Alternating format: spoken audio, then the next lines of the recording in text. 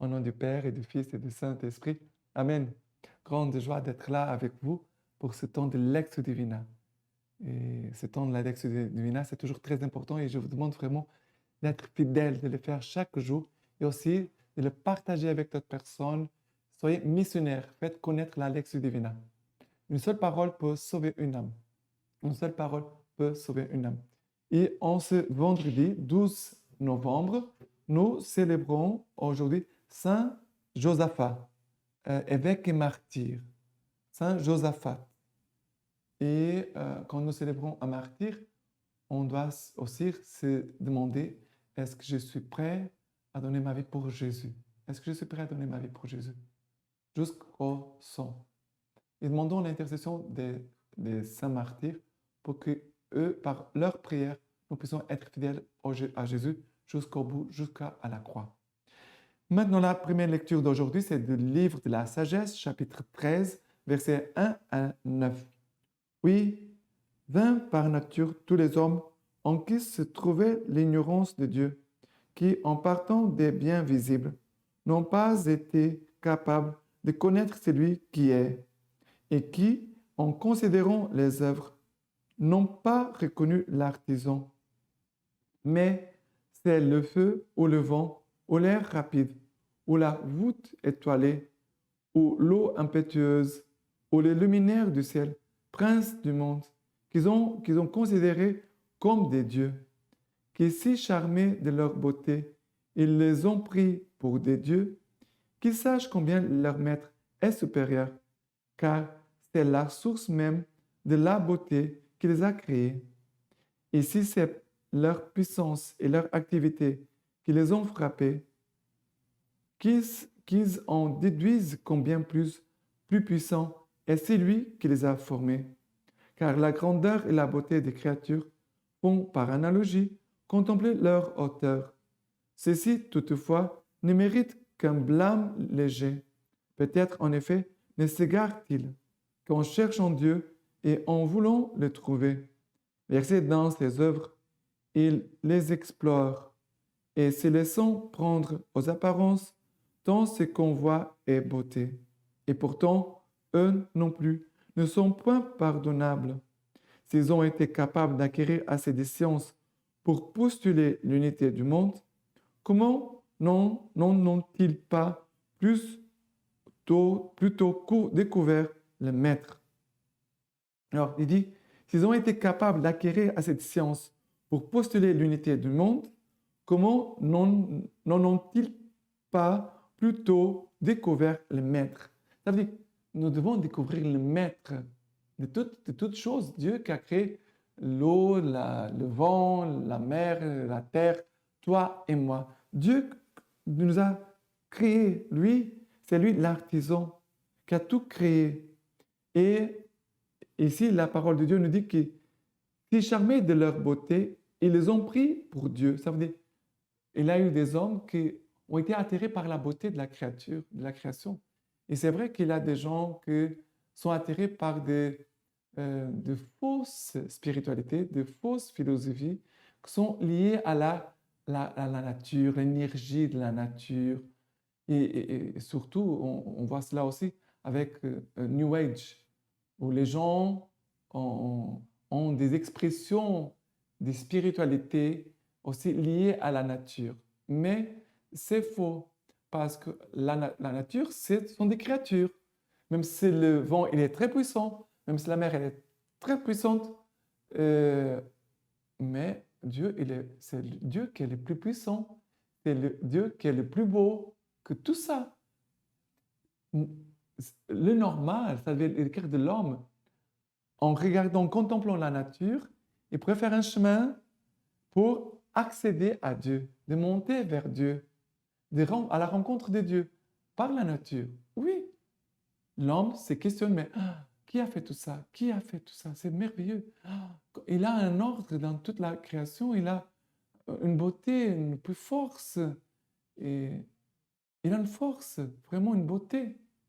Mais l'homme veut accéder à Dieu et non pas arrêter dans la créature. Et plus encore, il y a des gens qui s'arrêtent dans les créatures. Il y a des gens qui aiment la créature, Ça veut dire, il y a des gens qui sont attirés par les hommes, les femmes, et ça fait partie de notre nature humaine, mais en même temps, ne pas s'arrêter là, parce que la soif du cœur de l'homme, une créature, une femme, un homme, ne peut pas combler le cœur d'un être humain. Il n'y a pas aucune personne sur cette terre qui puisse combler un cœur humain, seulement Dieu. Parce que Dieu qui nous a créés, il a mis en nous une soif de l'éternel, de l'éternité. C'est pour cela qu'il y a des gens qui ont tout, des maisons, des voitures, des richesses, tout, mais leur cœur est vide. Ils sont tristes, ils sont malheureux. Et c'est par là que le Seigneur veut vraiment montrer, tu as tout et tu n'as rien. Et il y a des gens qui veulent avoir tout, ils oublient que le tout, c'est Dieu. Le tout, c'est Dieu. Et si nous avons Dieu dans notre vie, on doit être vraiment très heureux et très reconnaissant. Parce qu'il y a des gens partout dans le monde qui souffrent parce qu'ils ne connaissent pas Dieu. Ils ne connaissent pas la parole de Dieu. Ils ne connaissent pas ce qui est la vie éternelle. Ils ne connaissent pas Jésus-Christ. Il y a beaucoup de gens qui souffrent beaucoup. Et cela doit nous pousser à évangéliser, annoncer Jésus-Christ. D'accord? Maintenant, le psaume d'aujourd'hui, le psaume 19, à partir du verset 2. Les cieux racontent la gloire de Dieu et l'œuvre de ses mains. Le firmament l'annonce. Le jour au jour, on publie les récits, et la nuit à la nuit transmet la connaissance. Non point récit, non point langage, nulle voix qu'on puisse entendre. Mais pour toute la terre, on ressort les lignes et les mots jusqu'aux limites du monde. Alors, ici, le jour au jour, on publie les récits. Les nuits et la nuit à la nuit transmet la connaissance. Ça veut dire que la création, elle nous parle aussi du Créateur. La création, elle aussi, elle est comme une parole aussi de Dieu pour nous les hommes. Non point récit, non point langage. La création ne fait pas de bruit. Ça veut dire que la création ne parle pas. Nous le voyons qu'on puisse entendre, mais pour toute la terre, on ressort les lignes et les mots jusqu'aux limites du monde. Le Seigneur veut nous parler aussi à travers la création, bien sûr. Dieu nous parle à travers la création. Et ici où j'habite, on voit des araras, ça veut dire des grands perroquets, très beaux, très colorés. Et quand je regarde ces oiseaux, ça me touche parce que le couple reste toujours uni jusqu'à la fin de leur vie, jusqu'à ce qu'un d'eux meure. Ça veut dire que je regarde ces oiseaux et je vois un signe de fidélité, que parfois on regarde les couples autour de nous et on ne voit pas de fidélité. Il n'y a pas de fidélité. L'homme a une femme, a une deuxième femme, troisième femme, quatrième femme. Ce n'est pas la fidélité. On ne contemple pas Dieu dans ces situations-là. On ne voit pas Dieu. Je ne vois pas Dieu parce que Dieu, il est fidèle. Dieu, il est fidèle. Dieu nous aime comme un époux. Mais Dieu, il est fidèle à notre humanité. Il est fidèle à chacun de nous. Et on voit les gens, Jésus qui est mort sur la croix pour montrer sa fidélité envers nous. Et on ne voit pas de fidélité. Souvent dans les couples. C'est malheureux. Mais voilà, prions aussi pour les familles, prions aussi pour les couples. Et maintenant, l'évangile d'aujourd'hui, Luc 17, à partir du verset 26. Et comme il advint au jour de Noé, ainsi en sera-t-il encore au jour du Fils de l'homme. On mangeait, on buvait, on prenait femme ou mari jusqu'au jour où Noé entra dans l'arche et vint le déluge qui les fit tous périr. De même, comme il advint au jour de Lot, on mangeait, on buvait, on achetait, on vendait, on plantait, on bâtissait. Mais le jour où Lot sortit de Sodome, Dieu fit pleuvoir du ciel du feu et du soufre, et il les fit tous périr. De même, et en sera-t-il le jour où le Fils de l'homme doit se révéler. En ce jour-là, que celui qui sera sur la terrasse et aura ses affaires dans la maison ne descende pas pour les prendre.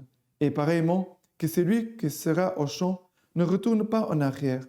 Rappelez-vous la femme de Lot, qui cherchera à épargner sa vie, la perdra, et qui la perdra, la sauvegardera. Je vous le dis, en cette nuit-là, deux seront sur un même lit. L'un sera pris et l'autre laissé. Deux femmes seront à moudre ensemble. L'une sera prise et l'autre laissée. Prenons alors la parole et lui disent, où Seigneur? Il leur dit, où sera le corps, là aussi les vautours se rassembleront. Ici, le Seigneur nous parle de ce qui viendra un jour à la fin du monde. Quand Jésus viendra dans sa gloire un jour pour juger les vivants et les morts, il dit ici la parole de Dieu, que celui qui sera sur la terrasse, il y aura ses affaires dans la maison, ne descende pas les prendre. Et pareillement que celui qui sera au champ ne retourne pas en arrière pour aller rentrer à la maison. Ça veut dire que Jésus nous invite à nous attacher à lui, ne pas attacher au bien de sa maison, ne pas de revenir en arrière si tu es au champ, parce que sinon tu vas te faire piéger. Là où est ton cœur, là se trouve ton trésor. Qui est ton trésor? On a besoin de choses, oui. On a besoin de choses pour vivre. Mais qui est ton trésor? Si c'est Jésus-Christ, ton cœur doit être tourné, orienté vers lui. Et si mon cœur est orienté et tourné vers lui, aujourd'hui, demain, après-demain, tous les jours, c'est le jour que Jésus va m'appeler ou que Jésus va venir se manifester à la fin du monde. Si c'est dans un mois, mon cœur sera prêt. Je suis prêt, pas de problème. Mais si ton cœur est attaché aux choses de cette terre, et c'est facile à avoir ça. C'est très facile. Est-ce que tu es dépendant des choses? Tu es très attaché, tu es égoïste.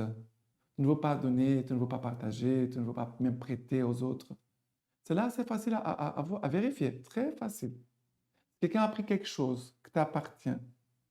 Tu te mets en colère, tu vas déjà faire tout un bazar, un dispute, ou alors tu acceptes de perdre. Le Seigneur m'a donné, le Seigneur, comme dit dans les livres de Job, le Seigneur a donné, le Seigneur a pris. Que le nom du Seigneur soit béni. Voilà, que vraiment le Seigneur puisse nous donner la grâce vraiment d'avoir un cœur détaché. Détaché. On utilise les biens de ce monde, mais on n'est pas attaché aux biens. On n'est pas dépendant. Mon cœur est dépendant de Dieu. Nous devons être dépendants de Dieu. Et cela touche un cœur de pauvre, comme dit Jésus dans les Béatitudes. Bienheureux les cœurs pauvres. Bienheureux les pauvres en esprit. C'est cette béatitude que nous devons avoir. Pas être misérable. Misérable, ça veut dire que la personne n'a pas de dignité dans son corps, dans ses habits, dans sa maison. Il n'a pas de beauté, il n'a pas de propreté. Ça, c'est la misère. Mais la pauvreté, ça veut dire que les choses sont simples, ne sont pas neuves, mais tout est propre, tout est digne. Ici, c'est une maison de Dieu. Ici, c'est une maison de Dieu. Je vis pour Dieu. Je vis pour lui. Voilà l'évangile. Maintenant, la lecture patristique aujourd'hui. Saint Josaphat, né dans l'orthodoxie, Josaphat adhéra de bonne heure à l'église ukrainienne unie à Rome.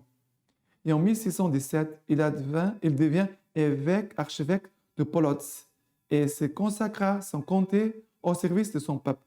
Le succès de son action apostolique suscita l'hostilité de ses adversaires, des adversaires de l'Église catholique. Il fut massacré au cours d'une visite pastorale. Maintenant, lettre encyclique du pape Pie XI. L'Église, par un admirable dessein de Dieu, a été constituée pour être à la plénitude des temps comme une immense famille embrassant l'universalité du genre humain. Et nous savons aussi que, parmi d'autres notes caractéristiques, elle est reconnaissable à son unité œcuménique. En effet, le Christ Seigneur a dit « Tout pouvoir m'a été donné au ciel et sur la terre.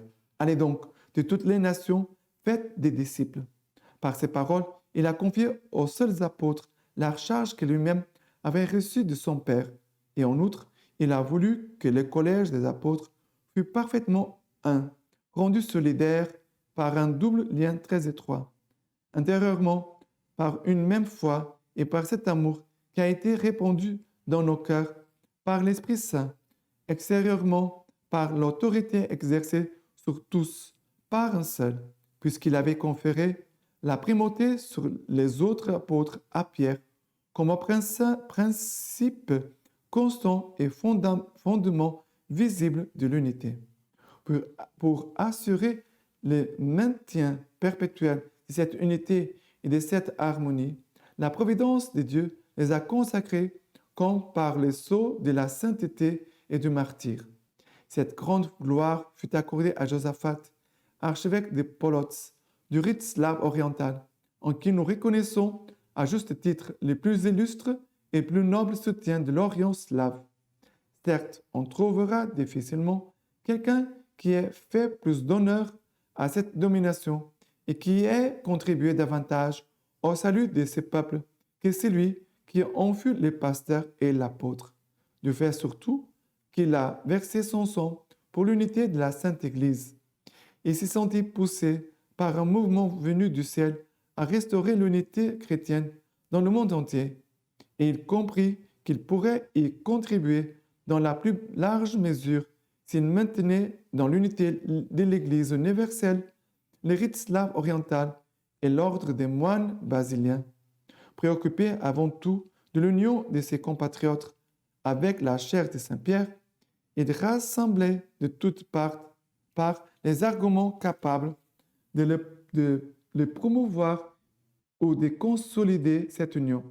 En particulier, il eut étudié assidûment les livres liturgiques dont usaient les orientaux et compris les dissidents selon les prescriptions des pères.